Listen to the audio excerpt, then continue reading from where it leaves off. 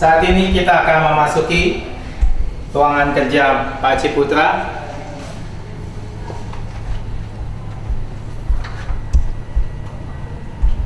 Seperti Anda lihat, ruangan ini hanya berukuran 8 x 8 meter dan ditempati oleh 7 orang Managing Director dari Grup Ciputra, termasuk Pak Ci di dalamnya.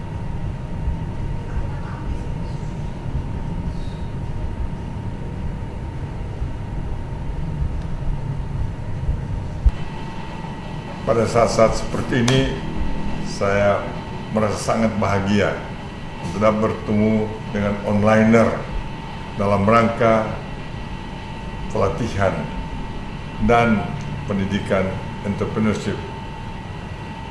Saudara-saudara sekalian, hari ini kita akan bicarakan satu topik yang sangat menarik yang diambil dari sajak kami tentang entrepreneur. Dalam sajak tersebut, dalam bait terakhir kami katakan 10 kali gagal, 11 kali bangkit. Nah, ini merupakan sajak bahwa seorang entrepreneur jangan takut gagal.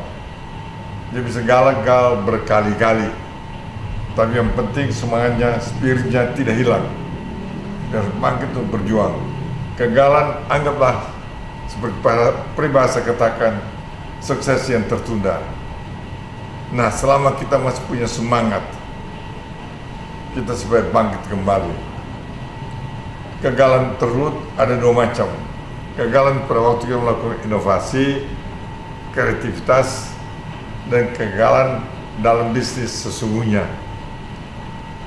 Dalam inovasi, mencari ide-ide baru, menciptakan peluang yang baru, itu perlu dilakukan terus-menerus.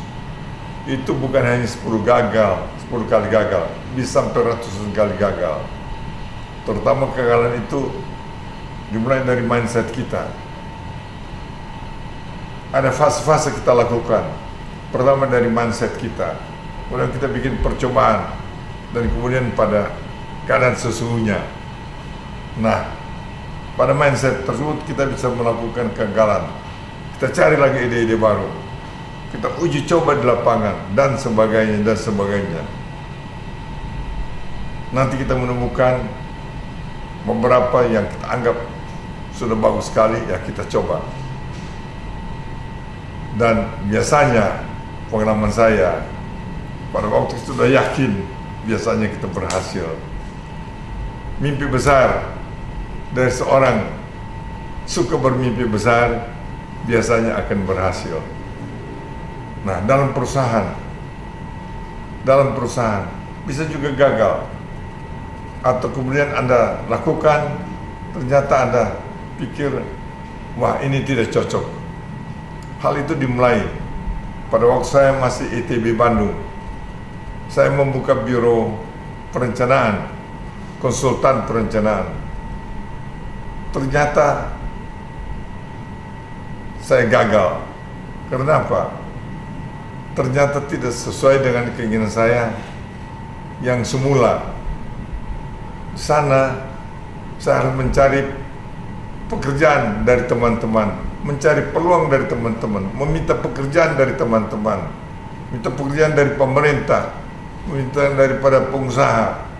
Berikan saya pekerjaan, saya bisa mendesain. Ternyata sukarnya bukan main. Jadi saya memulai sebagai konsultan perencanaan, saya anggap gagal. Tapi saya cari solusi, saya serahkan kepada teman-teman, saya meneruskan usaha tersebut. Saya ingin menciptakan peluang, menciptakan pekerjaan saya. Maka saya pada waktu saya tamat, saya beralih menjadi developer. Developer kita menciptakan proyek, bukan proyek diberikan oleh online. Kita yang mencari, kita menciptakan proyek tersebut. Nah, jadi saya juga mengalami kegagalan. Kemudian sebagai developer pada tahun 98, krisis ekonomi Indonesia begitu besar sekali.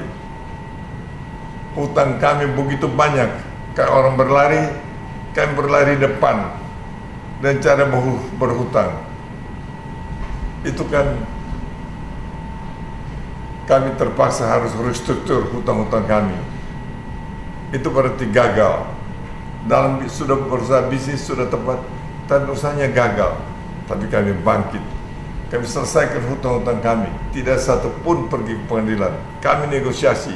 Kami minta dicicil. Nah, karena kita punya maksud yang baik, dengan tujuan yang baik, tertangani dengan integritas, dengan profesionalisme, dan itu benar. Syukur kami berada seperti kami sekarang ini. Jadi, memilih bisnis dahulu sebagai konsultan kami gagal. Sesudah dalam properti menjalankan kami gagal.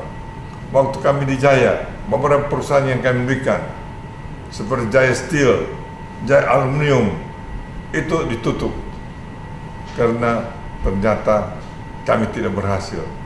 Tapi